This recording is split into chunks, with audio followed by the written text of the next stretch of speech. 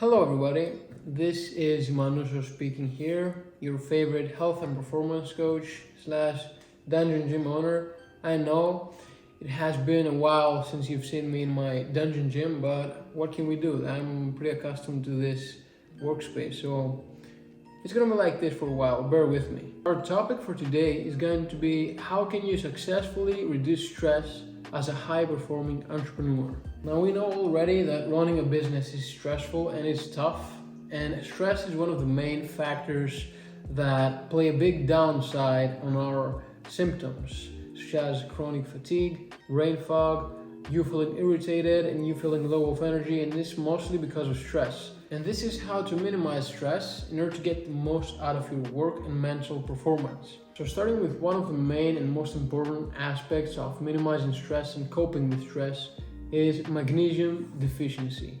So stress and magnesium have a direct correlation to each other, meaning that when you're stressed, your body's magnesium stores get depleted. So the more you're stressed, the less magnesium your body's gonna store. So the less magnesium you're gonna have, the more stressed you're gonna be directly. So in order to counter this effect, you will need to supplement with magnesium. Now, the majority of people, and when I'm saying the majority, I mean 95 to 98% of the population are deficient in magnesium. Now, supplementing with magnesium would be a fantastic idea anyways, let alone when you're stressed. It will help your ability to cope with stress and will help calm you down, help you with your digestion, with your muscle and CNS recovery, and generally speaking, it has a ton of positive effects. So supplementing with magnesium, there are many forms of magnesium: magnesium glycinate or magnesium oxide, magnesium citrate. There are many forms of magnesium. The forms of magnesium that actually will help your CNS, will help you calm down, is magnesium glycinate. This is one of the most famous forms of magnesium when it comes to supplementing with it close to bedtime, and thus will help you get more relaxed, calm you down, calm your central nervous system down, and will help you sleep better and then reduce stress. Moving forward with the tip number 2. Now this is a bit controversial because many people in the entrepreneurial space again are actually following this protocol. God knows for what reason, but it is the way it is. It's the hustle culture.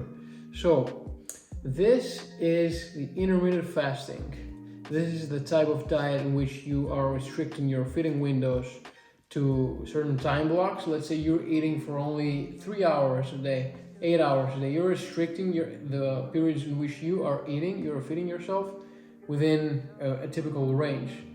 And thus you are fasting for the majority of the day, let's say for 12, 15, 16 hours a day, and up to 18 hours a day, or maybe 20 hours a day for people who do 1 meal a day or OMAD.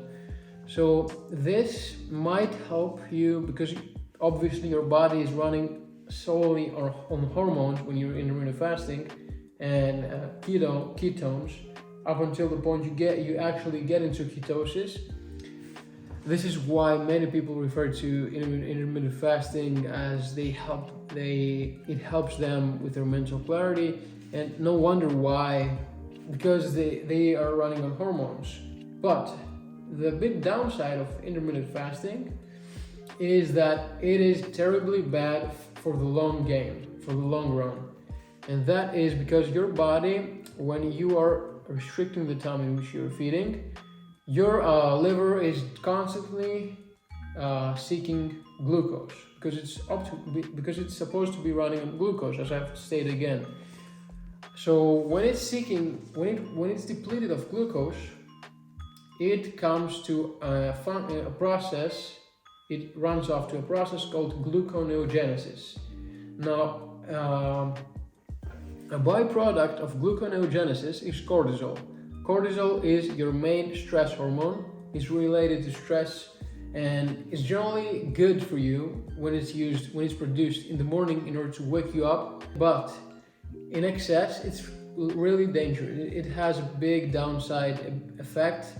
It has a big area of an abundance of negative effects, and that may contain chronic stress, illness, depression, chronic fatigue, brain fog, irritation, or irritability, it may be the right word.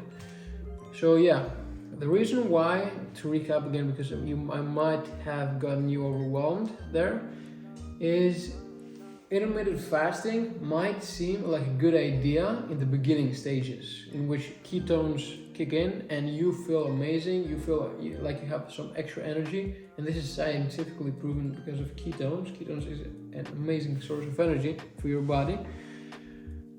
So for the long game, having cortisol shooting in your body all day for prolonged periods of time, your body is in a life or death situation, or a fight or flight mode, more correctly, is constantly in a fight or flight mode, which this fight or flight mode is a mechanism which is supposed to be used in survival modes in order for you to shoot up adrenaline, to survive, to run away from your predators, etc. Okay, so when you're constantly in that fight or flight situation, your body kind of develops a tolerance to cortisol. Therefore, it can damage your baseline of cortisol levels, and it can either keep you constantly in a stressed situation in which you're going to be dealing with chronic stress, which is definitely not a good thing, or either it can destroy your normal production of cortisol levels in your hormones, and you're gonna be constantly fatigued and depressed. So this is the main reason of why intermittent fasting should be avoided at all costs. Do not intermittent fast. Another way that plays a big role in your daily stress and your ability to cope with stress is caffeine intake. This is a big sort of an elephant in the room when it comes to stress and anxiety and that jittery feeling. This is a big factor when it comes to elevating stress and actually making you more stressed. It raises your adrenaline levels, and it can have a big impact on your stress levels if not used properly. And for some people, it might cause stress, anxiety, not feeling well generally, even if you don't actually overconsume caffeine. So be careful for that if you belong in that area of people. One of the main techniques or tactics you should follow in order to maximize the benefits of caffeine and both minimize the side effects, the elevating your stress and making you feel anxious, is first of all, you need to delay your caffeine consumption for 2 hours after waking up. That means follow your morning protocols, your morning routine protocols upon waking up. Make your bed, go outside to get your sunlight exposure in your eyes, do your red light therapy, do your workout, do your cold shower, meditate, eat your breakfast, and then have your coffee after 2 hours again. So the reason being is that the most important hormone that is needed to wake you up for the first hours upon waking up, first minutes upon waking up, is cortisol. So cortisol is at its peak at the first few hours upon waking up, the first 60 to 90 minutes upon waking up. So by you drinking coffee earlier than this peak, you're making sure to hit your cortisol peak even sooner. This is going to cause a massive caffeine crash, as you call it, and this is why many people rely on 2, 3, 4 cups of coffee daily, because they're constantly having coffee crashes, and this is the reason. For the morning caffeine crash, the reason is that you are actually causing your cortisol to spike even sooner, and this is going to cause a sooner drop in your energy levels. This is going to increase your stress. This is what we are talking about mainly here, and it's also going to impact your sleep. It's going to impact your focus and ability to perform mentally. So simple thing to do here: just delay your coffee consumption for 2 hours upon waking up. and don't drink coffee 11 to 12 hours before going to bed. This way you're going to maximize the effects again of the caffeine, and you're going to minimize the side effects. So you get best of both worlds. Now, another uncommon, unusual, but really effective way of you reducing stress is grounding, the earthing, grounding process. So grounding is when you pretty much connect your body, you let your body, your skin, and most commonly your feet touch the ground, touch the earth. And by earth I mean soil, grass, sand, sea, whatever. So this is really helpful with many things. So what this does in simple words, in a brief explanation, is that it transfers the electrons from the earth, from the ground, into your body. So this has been proven to reduce inflammation, stress, improve mood, helps with improving the immune system, and it has tons of benefits, but the most key benefits that we're going to touch upon here is obviously increased and improved mood and reduce stress. So it's a really simple way and simple technique that you can implement, that you can add into your daily routine, and you can do it in the morning whenever you're going outside. If you have a garden, just walk in your garden with your with no shoes, no socks, barefoot, just to ground yourself and let the earth do its job. This would typically require about 30 to 45 minutes daily to get the benefits and to actually reduce inflammation, reduce stress, improve mood, and for you to actually feel the benefits.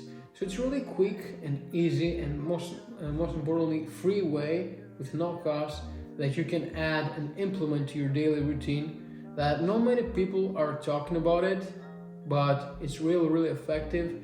And you're gonna see for yourself if you try it and just start doing it from today. Go to the beach or go outside and just ground yourself, whatever surface you can touch your feet on, or lay on the ground for a while, and you're gonna feel the difference. You're gonna feel more relaxed. It's going to improve your mood. It's going to reduce your stress and increase your energy as well. Now the last and least common way, but I would say it has the highest impact from all of them, is the way in which you actually perceive stress. The way that we perceive stress weighs heavily on the way that stress influences us.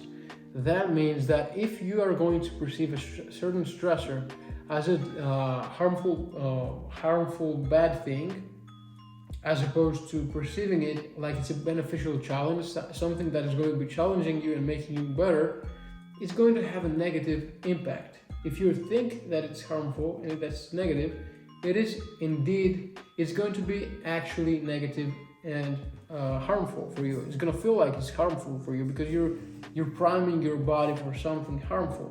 So if you go ahead and read the book Peak Performance from Brad Stulberg and Steve Magnus, there is a chapter within the book that talks about stress and some studies and case studies that have been done and conducted upon athletes. So the athletes that were stressed and were feeling anxious before their races actually taught in the interviews that had perceived the feeling of stress as its beneficial challenge, as something that it will make them stronger and will make them better. And they leveraged it to channel their best performance. That means to actually run better, perform better in the race. Yeah, so from now on, next time you get stressed, keep this in your head. Yeah guys, that was all I had to say about stress and this topic today.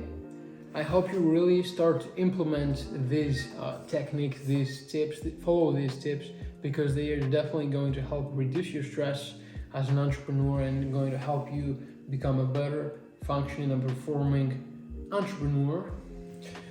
So if you have tried some of these techniques, make sure to let me know what effects they have and how did they help you cope with stress, because they definitely are going to help you. They are techniques that don't require much time, don't require much effort. They're simply some adjustments and tweaks that you can do in your day-to-day lives that have a big compounding effect on stress and the way that you actually feel throughout the day. So if you did, let me know. If you did like the video, if you did enjoy the video, if you learned something out of it, make sure to like it, share it, comment down below what did you like about the video, and again, make sure to let me know if you have tried and if you have implemented some of these techniques. And I cannot wait to see you on the next video, guys. Peace.